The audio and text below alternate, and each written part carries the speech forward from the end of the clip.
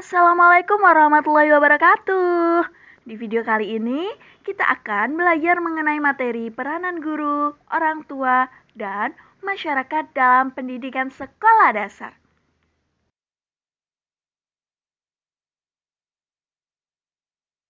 Kami dari kelompok 2 yang beranggotakan Kafidah Syairah, Angelina Tanti Nur Syarifah, Masyiatul Mutsirah, Alfi Nur Fitriana, dan Nabela Durratu Nasihah. Di video kali ini kita akan membahas rumusan masalah tentang yang pertama, bagaimana peranan guru dalam pendidikan sekolah dasar, bagaimana peranan orang tua dalam pendidikan sekolah dasar, dan bagaimana sih peranan masyarakat dalam pendidikan sekolah dasar.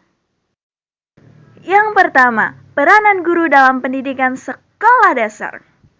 Peranan guru dalam pendidikan sekolah dasar, guru sering dicitrakan memiliki peran ganda yang dikenal dengan Emma Slim Dev, yaitu sebagai edukator, manajer, administrator, supervisor, leader, inovator, dinamisator, evaluator, dan fasilitator. Emma Slim ini lebih merupakan peran dari kepala sekolah. Akan tetapi dalam skala mikro di kelas, peran itu juga harus dimiliki oleh para guru. Guru sebagai edukator merupakan peran yang utama dan terutama, khususnya untuk peserta didik pada jenjang pendidikan dasar. Peran ini yang lebih tampak sebagai teladan bagi peserta didik, sebagai role model, memberikan contoh dalam hal sikap dan perilaku, dan membentuk kepribadian peserta didik. Guru sebagai administrator. Guru ini memiliki peran untuk melaksanakan administrasi di sekolah seperti mengisi buku presensi siswa, buku daftar nilai, buku rapor, administrasi kurikulum, administrasi penilaian, dan sebagainya. Bahkan secara administratif, para guru juga sebaiknya memiliki rencana mengajar, program semester dan program tahunan, dan yang paling penting adalah menyampaikan rapor atau laporan pendidikan kepada orang tua siswa dan masyarakat. Peran guru sebagai supervisor terkait dengan pemberian bimbingan dan pengawasan kepada peserta didik. Kemudian peran sebagai leader, bagi guru ini lebih tepat ya dibanding dengan peran sebagai manajer. Guru juga sebagai inovator, seorang guru itu harus memiliki kemampuan belajar yang cukup tinggi. Tanpa adanya semangat belajar, mustahil bagi guru dapat menghasilkan inovasi-inovasi baru. Dan peran terakhir yaitu guru juga sebagai motivator. Peran guru menurut Sakya Darajat. Yang pertama yaitu guru sebagai pengajar, guru sebagai pembimbing dan motivator, guru sebagai fasilitator, dan yang terakhir adalah guru sebagai tenaga administrasi. Materi selanjutnya yaitu peranan orang tua dalam pendidikan sekolah dasar. Orang tua tetap berperan terhadap prestasi belajar anak. Menurut Arifin, menyebutkan ada 3 peran orang tua yang berperan dalam prestasi belajar anak, yaitu yang pertama, menyediakan kesempatan sebaik-baiknya kepada anak untuk menemukan minat, bakat, serta kecakapan-kecakapan lainnya. Yang kedua, menyediakan informasi-informasi penting yang relevan. Dan yang ketiga, menyediakan fasilitas atau sarana belajar untuk anak serta membantu kesulitan belajarnya.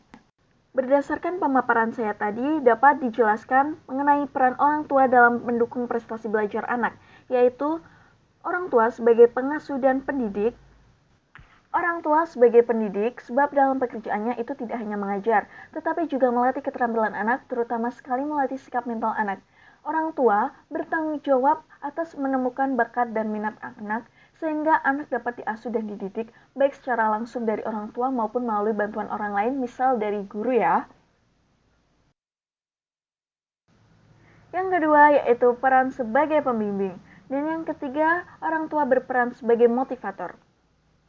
Orang tua memberikan dorongan tentang pentingnya belajar dengan tujuan dapat meningkatkan prestasi belajar sehingga anak benar-benar merasa penting dan membutuhkan apa yang dianjurkan oleh orang tuanya. Dan yang terakhir peran orang tua yaitu sebagai fasilitator. Orang tua harus mampu memenuhi fasilitas kebutuhan anak dalam kegiatan belajar.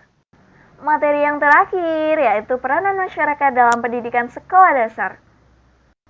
Masyarakat merupakan lembaga pendidikan ketiga setelah keluarga dan pendidikan di lingkungan sekolah. Bila dilihat ruang lingkup masyarakat, banyak dijumpai keanekaragaman bentuk dan sifat masyarakat tersebut. Namun, justru dari keanekaragaman inilah yang dapat memperkaya budaya bangsa Indonesia. Pendidikan dalam masyarakat ini bertujuan untuk menyejarakan status kehidupan bermasyarakat. Peran masyarakat ini di era sekarang ini sebagai fasilitator dalam menunjang pelaksanaan pendidikan nasional. Jadi masyarakat ini ikut serta dalam menyelenggarakan pendidikan swasta, membantu pengadaan tenaga, saran, dan prasarana serta membantu mengembangkan profesi baik secara langsung maupun secara tidak langsung. Dalam meningkatkan peran serta masyarakat memang sangat erat berkait dengan pengubahan cara pandang masyarakat terhadap pendidikan. Ini tentu saja bukan hal yang mudah untuk dilakukan ya.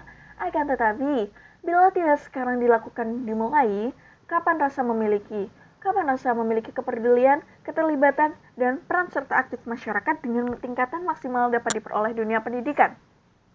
Menurut Nomina 2016, peranan masyarakat dalam pendidikan dapat diwujudkan dalam berbagai bentuk, yaitu peranan finansial, berupa dukungan dana, termasuk juga orang tua, lembaga bisnis, dan industri ini diharapkan dapat menyisihkan anggaran untuk pemberian beasiswa pendidikan.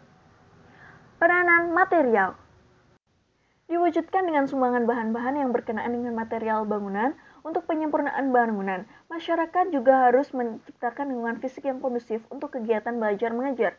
Peranan akademik dukungan dapat diwujudkan dengan dukungan orang tua dan masyarakat untuk mengawasi dan membimbing anak belajar di rumah. Peranan kultural nilai kultural dan moral yang terdapat di lingkungan sekitar sekolah sehingga sekolah mampu menyesuaikan diri dengan budaya setempat. Peranan evaluatif masyarakat berperan dalam penyusunan atau pemberian masukan dalam penyesuaian kurikulum bagi sekolah. Cukup sekian materi yang dapat kami sampaikan dari kelompok 2. Kami dari kelompok 2 mengucapkan banyak-banyak terima kasih atas perhatian yang telah kalian berikan kepada kelompok kami. Apabila terdapat kekurangan-kekurangan yang ada di materi kali ini, kalian bisa menambahkannya dengan membuka referensi-referensi yang lain. Namun, apabila materi ini sangat bermanfaat buat kalian, kalian bisa men-share ke teman-teman kalian yang membutuhkannya. Terima kasih, sampai jumpa. Wassalamualaikum warahmatullahi wabarakatuh.